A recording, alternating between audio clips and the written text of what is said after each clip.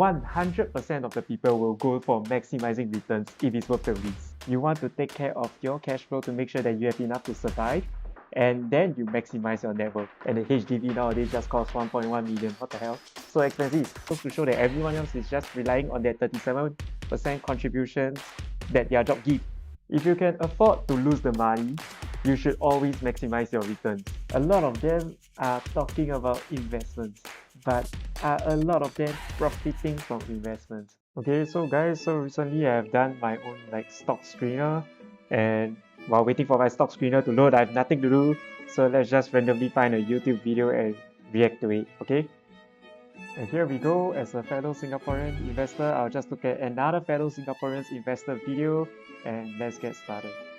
Welcome back everyone, my name is... Oh yeah, and remember to stay tuned to the end of this video whereby I do a special summary and takeaway of my learnings for you. I also wanted to share this comment because from that video, someone was saying we need to get over the concept of passive income and look at the overall return from your portfolio. That's right. When you look at investment returns, the overall return is capital gains return plus dividend returns. So, for example, if a stock gives dividends at 3% and the share price managed to appreciate at 5% per year, your overall return will be 5% plus 3%, which is 8%.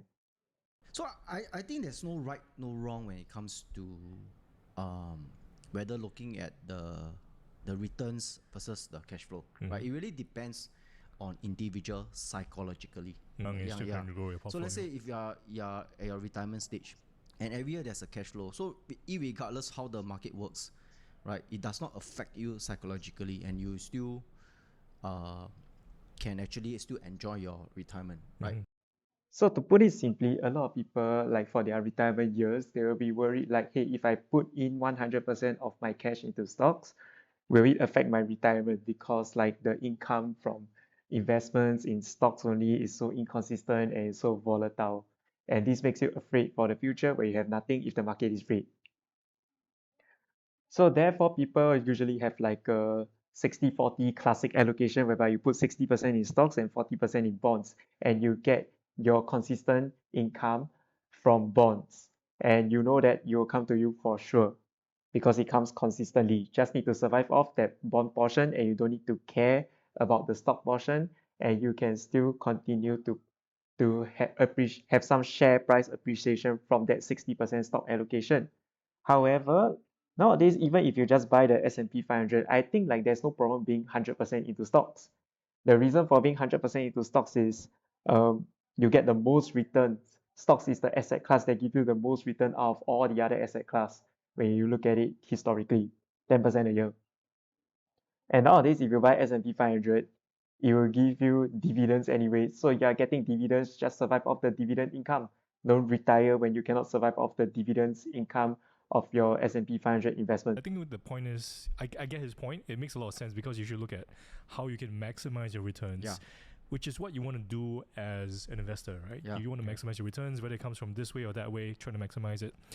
I think that is important. At the same time, how your risk profile, like you said, matters as well, because not everyone is comfortable always going for the highest returns, because it assumes a certain amount of risk, a certain way of investing that may not suit you. So when it comes to retirement, you may not want to invest that way, because your heart cannot take it anymore. So typically in investments, yes, we do consider risk versus return.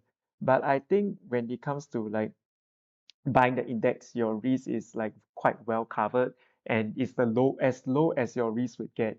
When it comes to risk return approach, if you just buy the S&P 500, like what I mentioned just now, then you are pretty much getting the highest return for the minimum amount of risk that you can get.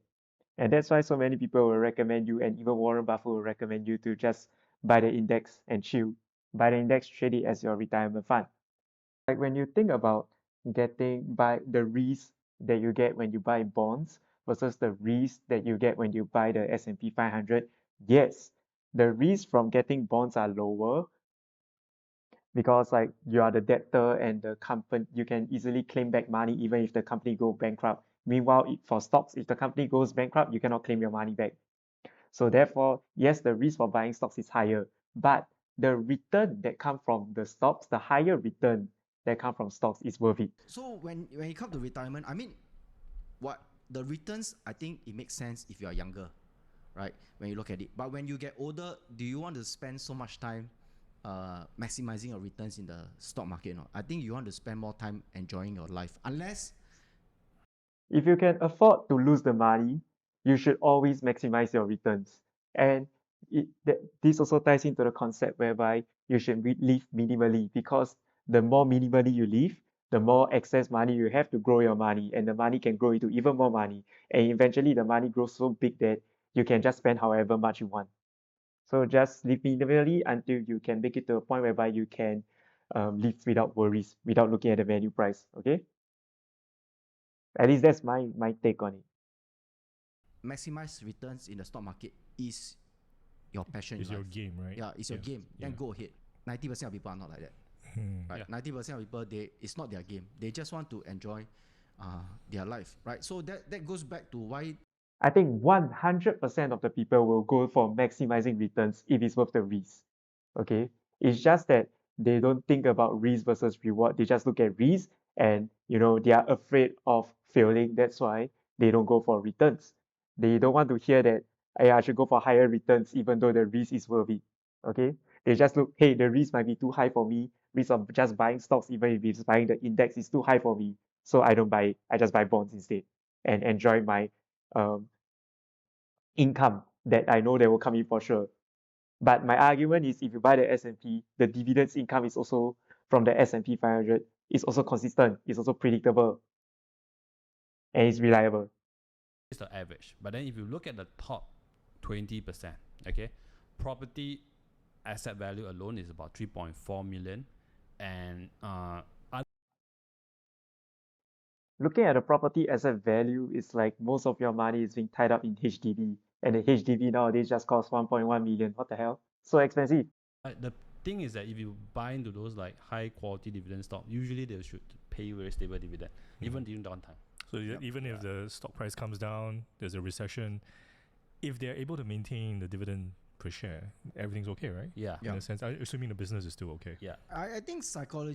I would argue that in downturns, right? Because total returns, like what I mentioned just now, is capital gains plus dividends. Even if your dividends is there, if your capital gains is like a negative, let's say this year the stock price dropped by 5% and they give you 3% dividend, you are still making a 2% loss on that investment.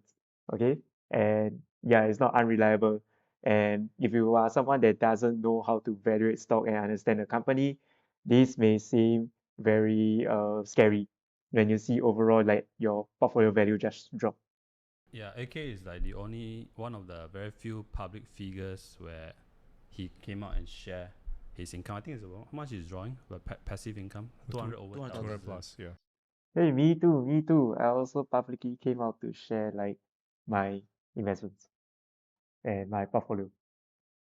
Yeah. So I personally know quite a lot of friends who they prefer to stay low profile, and a lot of time Yes, me too. I prefer, if I have a choice, I would prefer to stay low profile, but I need the views.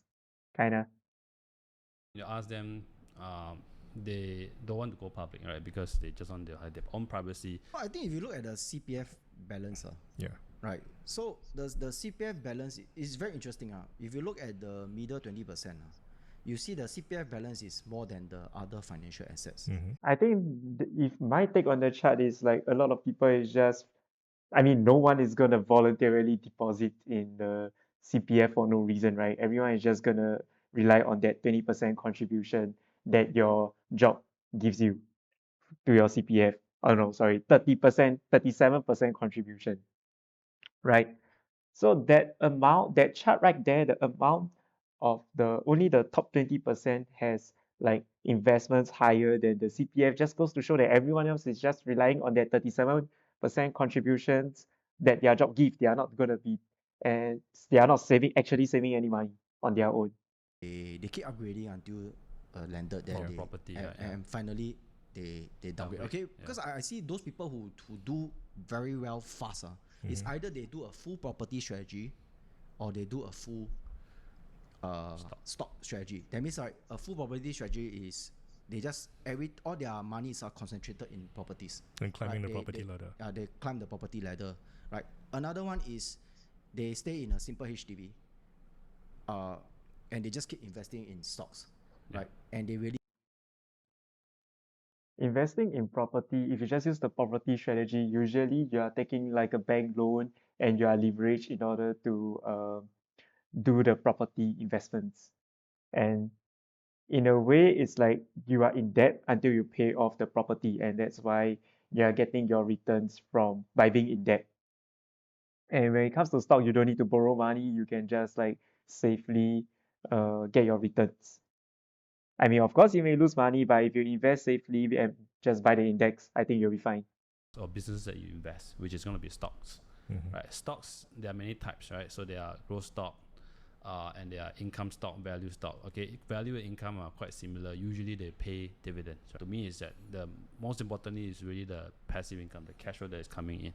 Yeah, so you must be able to know how to go about finding those good quality dividend stock. Don't want to build a portfolio in the scenario where you just only have bank. Okay, Yes. you want to diversify across different sector, Yeah. healthcare, consumers.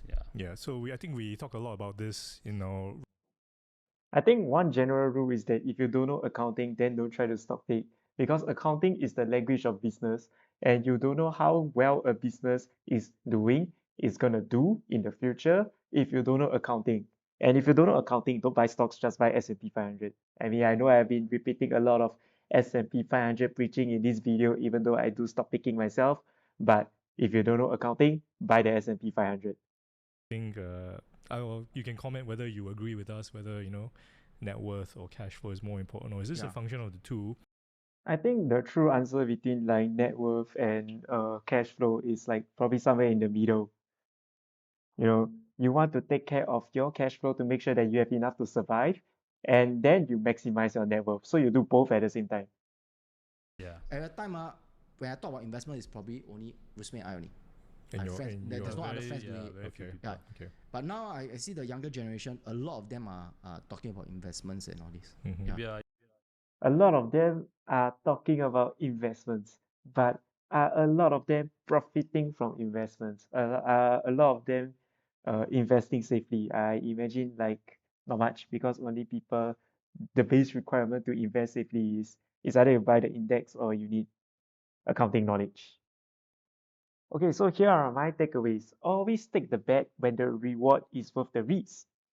And as for the question of this video, cash flow versus net worth for retirement, my personal take is always make sure your cash flow is enough for your retirement first, and also at the same time, continue building your net worth for your retirement and during your retirement. Always do both at the same time. And if you can only do one of it, don't retire. Okay? And don't retire if you're not financially free yet. Lastly, which is what I've also been repeating throughout this entire video, if you cannot beat the S&P 500 returns, you don't do stock picking at all. You buy the S&P 500 and hold it forever. Okay guys, so my stock screener has finished loading and it's time for me to go back to do my stock research, and I'll see you in the next video. Bye bye.